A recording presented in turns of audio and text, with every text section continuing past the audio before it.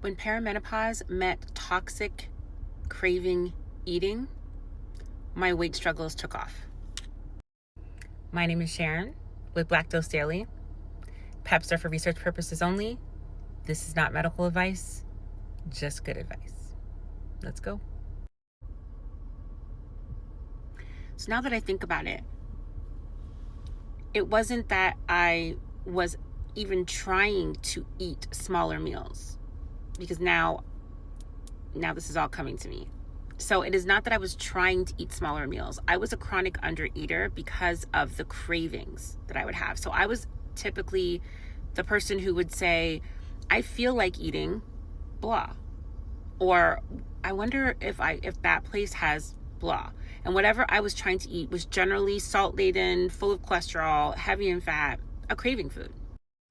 I would eat smaller amounts and feel satisfied quickly, thinking it was the amount of food that I was eating. But I was really just satisfying whatever sugar or salt or whatever it was, whatever that craving that I was looking for, I was satisfying that, but almost never hitting the nutritional values that I needed. So what would happen just an hour, 2 hours, 3 hours later, craving foods would pop back up again.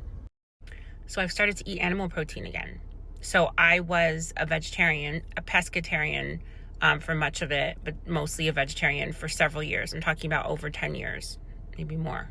Now that I think about it, I keep saying 10 years. I've been saying, have you ever done that? Where you're saying 10 years for like 12 years of your life. So at 10, 12 years, I've been a vegetarian for a long time. And I was justifying it.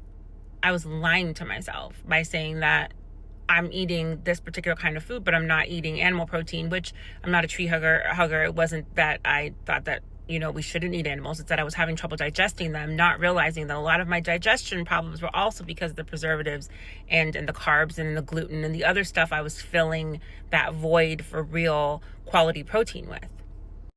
So just little bites of high calorie, high sugar, high cholesterol foods, a cookie here and there, a handful of whatever it is, crackers, Cheez-Its, a coffee drink here and there. I thought that would be enough to get me through the day. And one day would turn into a week, which would turn into a month. And then you realize you have weeks on end of satisfying small bites of junk. Yeah. And so this relationship was like any other bad relationship. Think about a bad actual person relationship you've been in. Temporary satisfaction, leaving you depleted at the end of the day. Now, just so that we have context, with perimenopause, hormonal shifts, they affect your digestion. So estrogen declines and your progesterone fluctuates. Estrogen helps to keep your gut lining healthy and strong. It helps to keep that bacteria in the right place. And progesterone helps to slow digestion as well. So you can imagine if you have a drastic reduction in estrogen or a drastic fluctuation in progesterone, there's all kinds of things that can make you feel as though having a full meal, the right amount of food that you're going to need to actually nourish yourself and keep yourself going, steady levels of energy, it feels terrible. And so you end up adjusting to the feeling that you have in your stomach as opposed to actually eating the right foods that might not cause some of those challenges that you're experiencing during your perimenopause. So then it hit me. Chronic undereating is not just about eating small amounts. It's about eating small amounts of the wrong foods all of the time. And that's when I started to dig into what this actually meant. I will tell you, other people in my life would always say, but you don't even eat that much.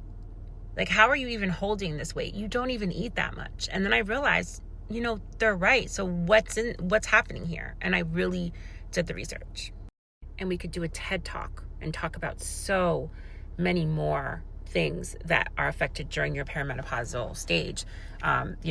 Heredity and your actual physical body, your insulin levels. But if we just talk about your brain and your gut and how they're connected. I mean, did you know that your serotonin is made mostly in your gut? Like your lack of gut health could actually mean less happiness, less feelings of happiness. It's true. And I know that you didn't know that. And I apologize for that, because the thing is that your doctor didn't even share that with you. This is why this community, this GLP-1 world that we're in, this PEP world that we're in, is life-changing, because we are, not only do we want to, but we are forced to dig into the science of this and figure out what's happening. So I just wanted to throw that out there, is that there's so much more to who we're becoming with all of this knowledge that we have right in front of us. We just have to research. So perimenopause is happening, and it's happening whether I like it or not. But I don't have to deal with some of the negative things that come along with it. A lot of people think it's just physical. A lot of it is mental as well. Now I'm thinking about fueling instead of just filling. So here is the conclusion, friends. Sometimes we need to label what we're going through, especially during certain times in our lives, not because a label is a challenge, but because your life is like a spice rack. Just think about your spice rack. You roll it around in your cupboard and you can see parsley and you can see cilantro. If you did not have a label on that, you might not know which one was which. And they're very different spices. Just like your feelings, just like the times of the life that you're in. It just changes. Things change. And if you can see the labels, you can see what they are so that you know what you're putting in your recipe.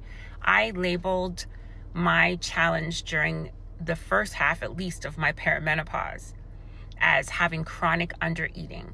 And that's what it is. And I don't mind that label, because I know what it is, I can identify it, and I can choose not to go back there. So now, what does that mean?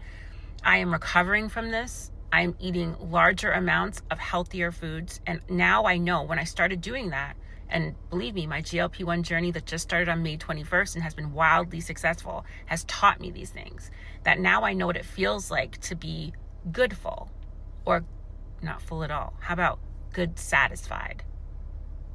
And I know that sustained nutrients means having a balanced meal with the right amount of protein so that I can feel as though I have taken care of my body.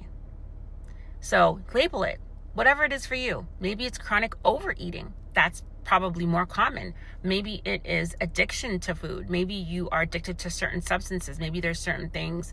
I know a lot of people have trouble with, for example, Red Bulls or taurine or the B12 that's in these things. You never know what it is that you might be looking at as a challenge.